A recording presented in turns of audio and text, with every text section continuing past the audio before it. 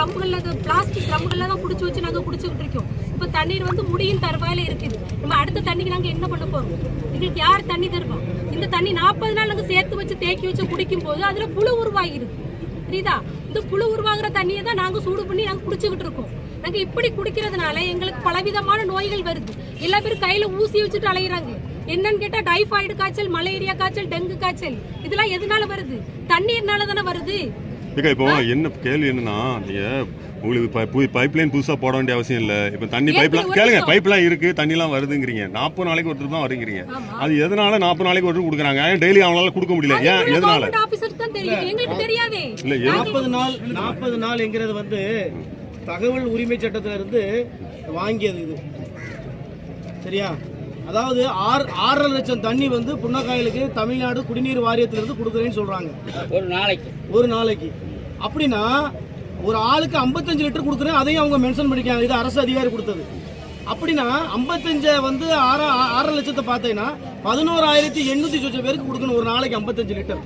அப்படி கொடுத்துருந்தா இங்க பிரச்சனை இல்லை.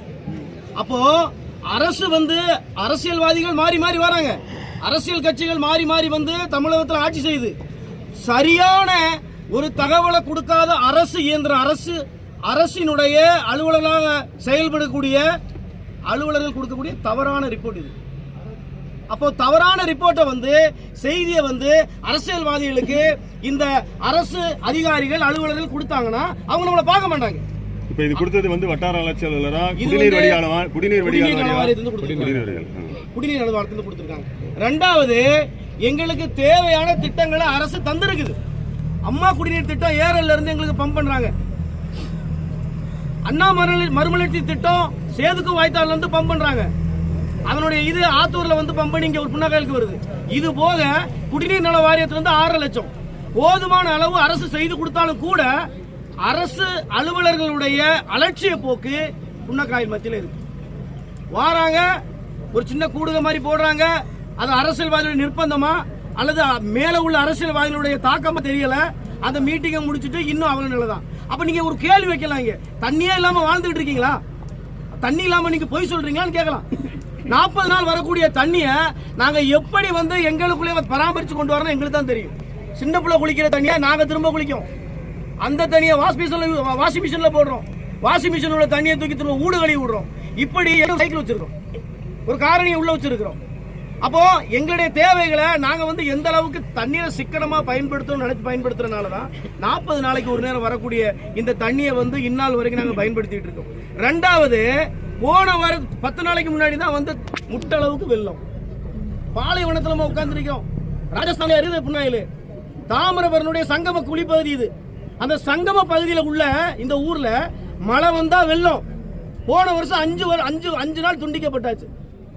அப்ப இந்த மக்கள் வாழத்தானே செஞ்சது. அப்ப அரசு கவனத்துக்கு இந்த அரசு அதிகாரிகள் கொண்டு போறது கிடையாது.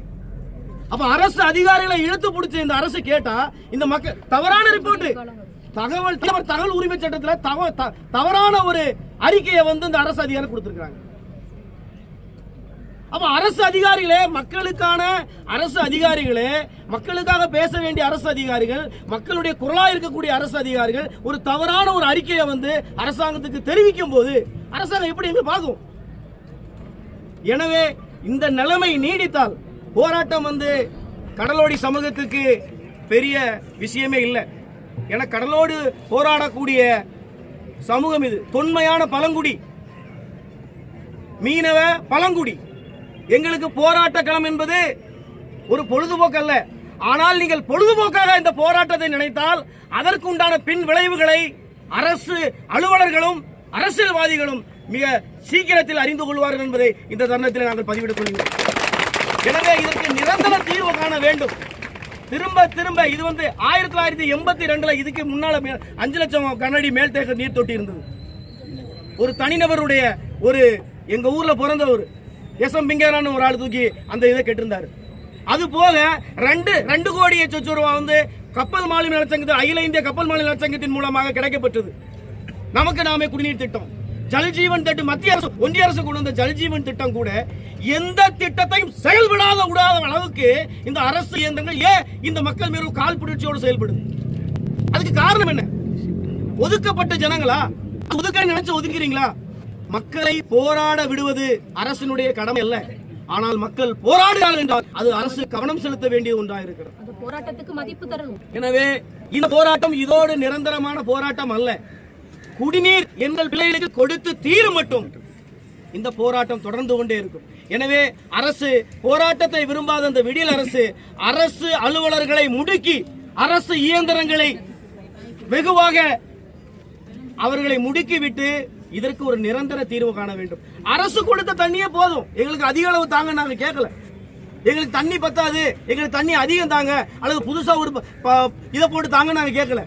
எங்களுக்கு கொடுக்கப்பட்ட சட்ட வரைவின் அளவின்படி, குடிநீர் திட்ட வாரியம் கொடுத்திருக்கிற அளவின்படி எங்களுக்கு தண்ணீர் எங்க ஊருக்குள்ள வரணும். எங்க ஊருக்குள்ள தான் வரணும். 6 லட்சம் வர்ற இடத்துல கழிவு, கசிவு, உடைப்பு, திருட்டு, களவு அது அரசினுடைய பொறுப்பு. அது எங்களுடைய வேலை அல்ல, எங்களுடைய பொறுப்பும் அல்ல. சரி, வர்ற 30ஆம் தேதி முதலமைச்சர் தூத்துக்குடிக்கு வராங்க. அப்போ அவங்கள சந்திச்சு இதை முறையிடுறதுன்னு ஏற்கனவே நமது அண்ணன் துணை முதல்வர் உதயநிதி ஸ்டாலின் அவர்களை சந்தித்து நாங்கள் இது குறித்து நாங்கள் பேசணும். ஆனா அவங்களுக்கும் தவறான தகவல் தான் கொடுக்கப்பட்டது. துணை முதல்வருக்கும் தவறான தகவல் தான் அந்த அரசு அதிகாரிகள் கொடுத்திருக்காங்க. என்ன இருக்குது அரசு கொடுத்த தகவல் முதலமைச்சரை பாக்குறீங்களா? இதனுடைய தீர்வு அவர் காதுக்கு எட்டி ஐயா அவர்கள் தீர்வு இந்த மக்கள் கஷ்டப்படுறாங்க, இத்தனை கஷ்டப்பட்டு வர்றாங்க, இது இப்பதான் காது செவிக்கு வருது என்கிறத அறிஞ்சு உடனே எடுத்தாங்கன்னா ஐயா இல்ல